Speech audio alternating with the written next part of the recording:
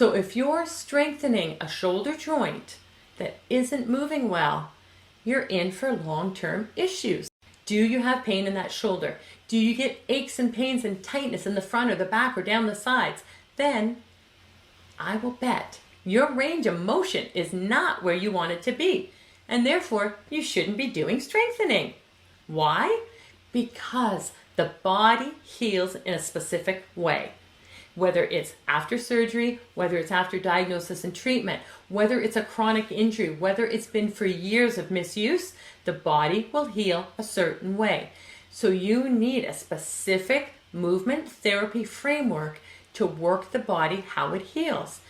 If you try to push past and jump over that range of motion, the body's going to fight you on it. 3 simple steps: mobility, stability, and then strength.